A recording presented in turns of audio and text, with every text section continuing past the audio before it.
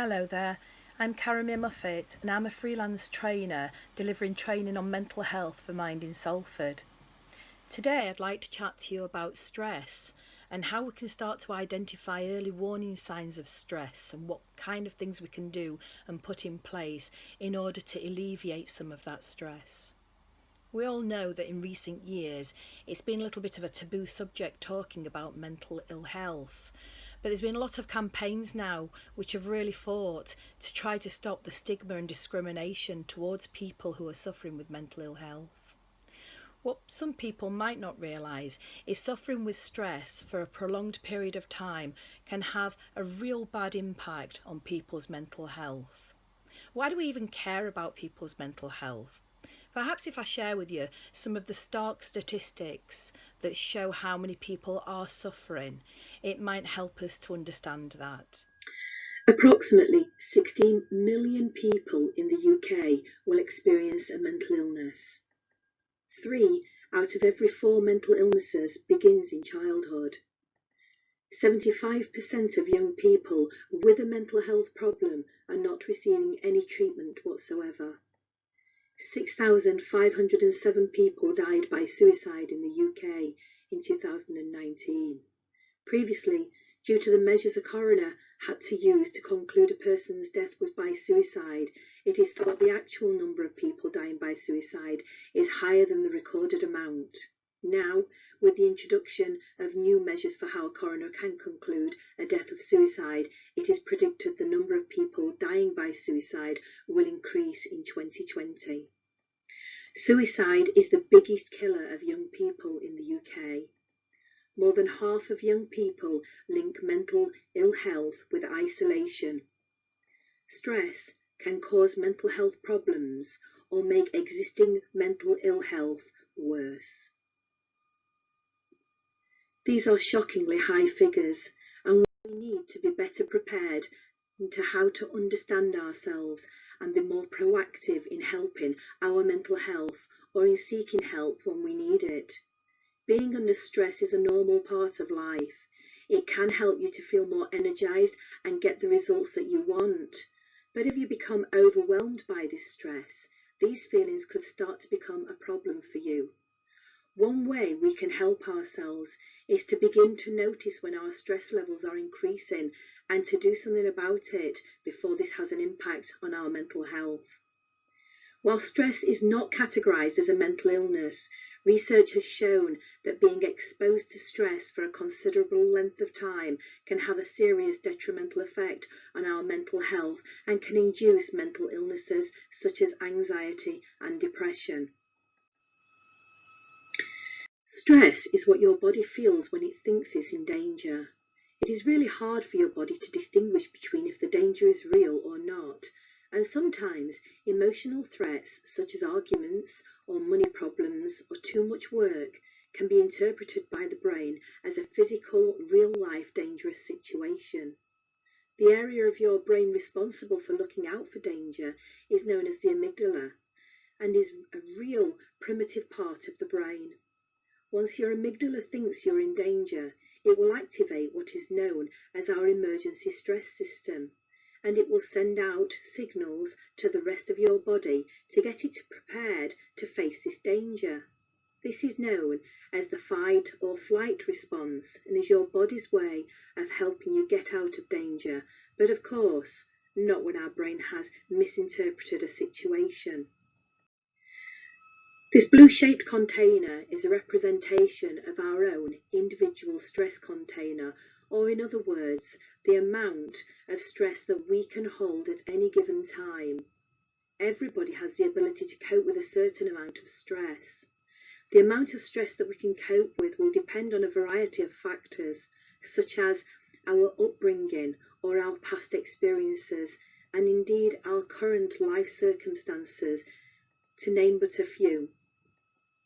One of the worries about stress is often how slowly and gradually it can creep upon us, so much so that we can actually get used to it, to the point that it can feel normal. But this is very dangerous.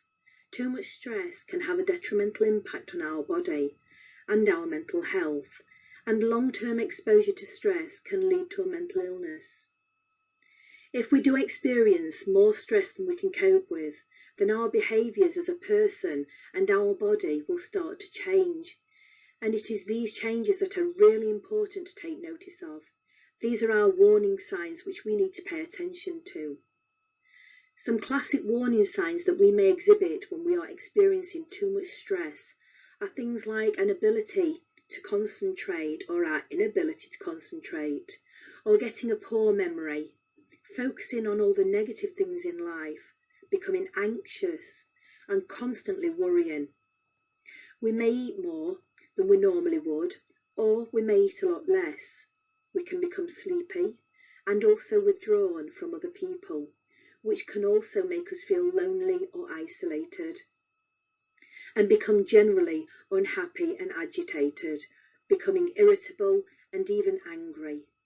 Stress can also be felt in the body, such as experiencing unexplained aches and pains, or feeling dizzy, or having palpitations.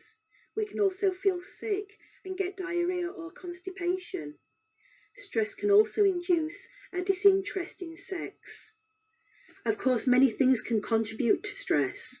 These can be things such as work, family life, children, significant life events, financial difficulties, and lots more. If we ignore the warning signs and continue to allow our bodies to be subjected to this stress, then we can go on to experience what is known as emotional snapping. This is also sometimes referred to as a meltdown. In our diagram, this looks like our stress container is unable to cope with any more and it starts to overflow.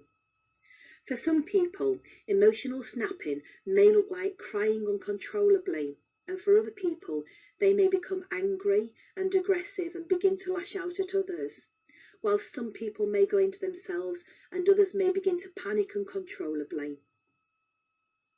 Unfortunately for us, once our emergency stress signals have been activated, it becomes easier and easier to activate it again.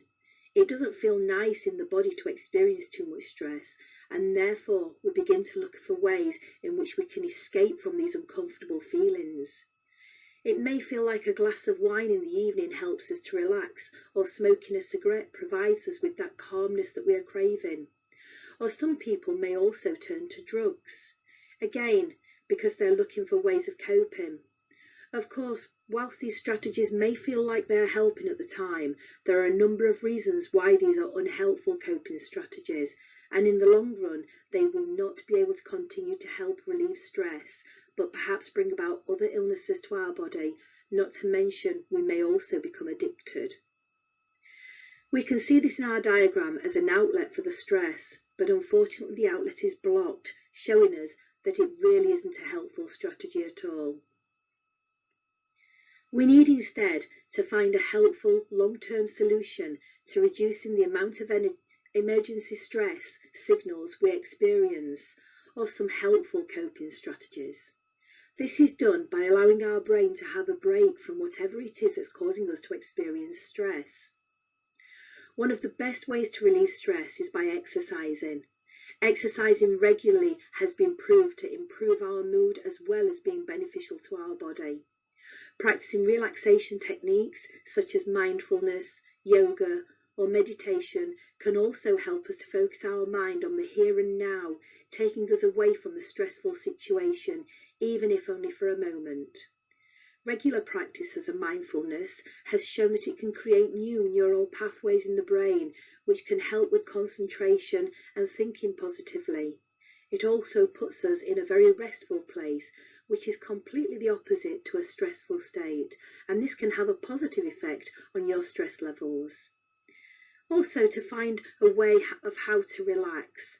This may be having a hot soak in a bath, listening to music, or playing a board game, but ensuring that you get enough sleep as well.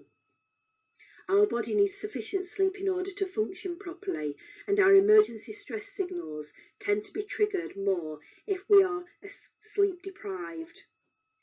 And also to connect with other people whose company you enjoy. There are many ways to reduce stress levels, and these are just a few examples.